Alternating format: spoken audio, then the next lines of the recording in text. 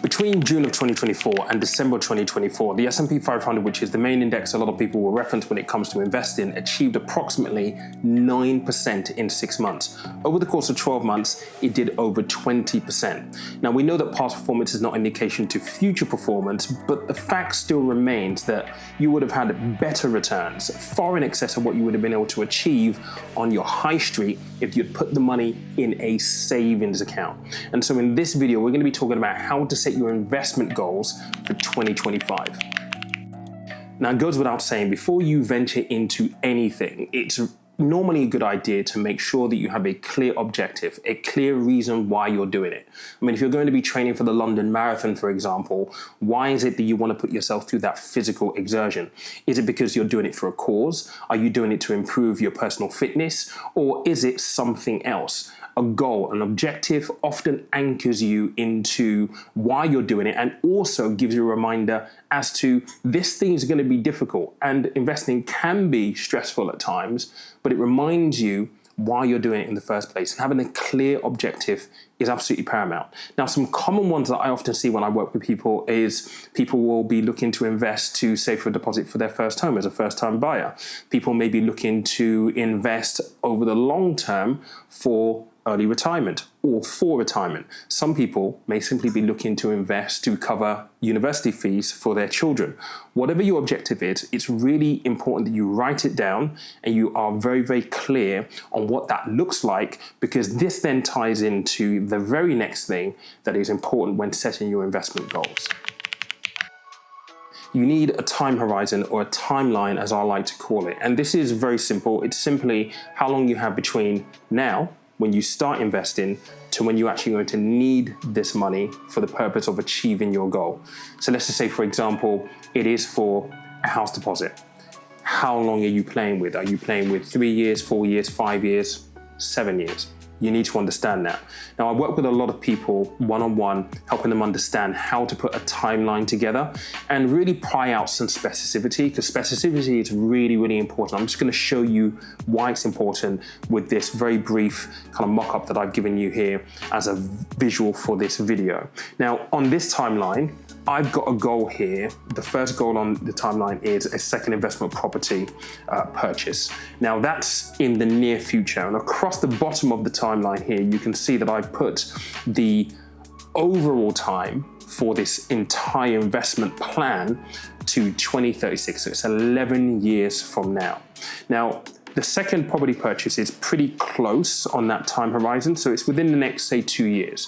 Now, to draw specificity out of this example, the question that I'll need to ask myself is, right, so how much do I actually need for this second property purchase? It might be £10,000, £15,000. That number is very, very important, because what you want to do is, you know that you've got 2 years to do it. You're going to divide £10,000, for example, if that is the number that you arrive at, by 24 months. And that gives you the monthly amount that you need to invest in order to hit that goal.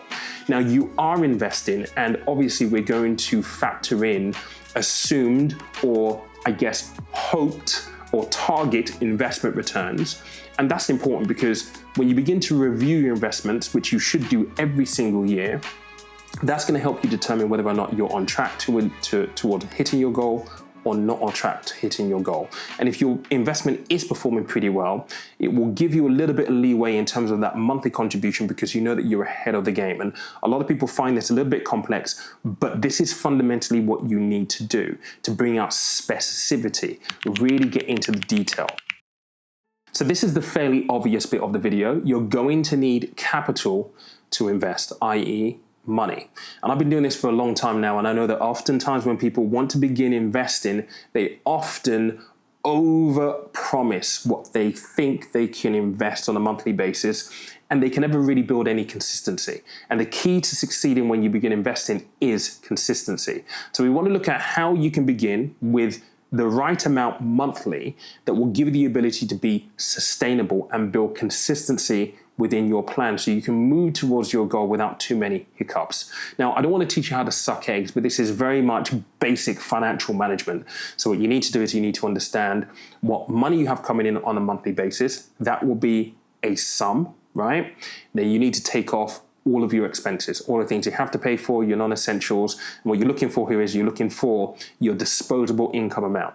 Now, for some people, that may be a large amount. For some people, it may be a small amount. It doesn't matter what that number is, but you've got your disposable number. Now, what I want you to be able to do now is take a percentage of that. It might be 10%, 20%, whatever you decide, and use that as the amount that you're going to put into your investments to help you go. Now, common question I often get is, why not just invest all of your disposable income? Well, in the real world, it is likely that something is going to happen on a monthly basis. That means if you invest all of your disposable income, you're going to leave yourself short. And one of the things you don't want to be doing when you're investing is being reliant on overdrafts and things like credit cards, things that are going to cost you money in the long run. So think about investing a proportion of your disposable income. And I don't care whether that is £1 a month or whether it's £50 a month or £100 a month. The idea is that you get started with the amount that you've allocated, 10, 20%, 15%, even 5%, whatever that is, and you start to build the habit of doing that on a monthly basis so you can be consistent in your approach. And that is going to help you move towards your investment goal. The next thing you're going to need is you're going to need a platform or an investment service that is going to help you execute your plan, because that's exactly what we've just built for you. We've just built your investment plan. We've identified your goal. We've identified how long you have between now and when you're going to need your money so that you met your goal. And more importantly, we've also identified an amount of money that you can invest on a monthly basis to give you the consistency, to give you the best chance of achieving your goal. That's your plan. Now, for this part of the video, I've teamed up with XTB, who I teamed up with last year, to talk about their investment plan feature. And there will be a link to them in the description if you want to go check them out and include them in your investment journey. But I'm going to be doing this on their demo account right here on the app. So follow along with me. I'm just going to put that right here on the screen here. So once you're on the homepage of XTB, all you need to do is you need to go on to portfolio. Now, I've already put together a number of ETFs, and the great thing about XTB is that they give you access to a lot of ETFs, hundreds of ETFs in fact. Now, when you're researching to figure out, okay, what are the best vehicles or best ETFs that gives me the best chance to perhaps achieve the return that I need to meet my goal, it's very, very important indeed. And in doing some work in preparation for this video, I just kind of thought, okay, what's happening in the world right now that might be relevant, that might kind of pique interest for the purpose of this video. So I've already built an investment plan and put a portfolio inside it. So we're just going to click on this here. Now, my investment plan consists of a number of ETFs. So as you can see here, we have the S&P 500, the energy sector specifically of the S&P 500. Then we also have a Bitcoin ETF. We have the FTSE All World. We've got artificial intelligence and big data, and we've actually got a wider kind of like capturing of artificial intelligence. Now, why have I chosen each of these? And this isn't to say that you should go and pick these same ETFs, but I'm just going to give you my thinking behind why I picked this for the purpose of this video. Now, a lot of these are very, very topical at the moment. So AI, who can get away from AI right now? Huge opportunity potentially when you look at companies like NVIDIA, for example, and the work that Meta and Microsoft and some of the big tech giants are doing in that field. It's very, very exciting. So if you want to get involved in that kind of sector or that kind of thematic theme, if you will, then you can access ETFs with XTB that will allow you to do so. Now, I have also picked the FTSE All World, and the FTSE All World is kind of like a global ETF. It invests across different geographical regions. It also invests across different sectors and industries. So it gives you really good global diversification. And the reason why I've done that is because from an investment point of view, global diversification is often deemed and suggested as a very, very prudent way to invest. It's not putting all of your eggs in one basket.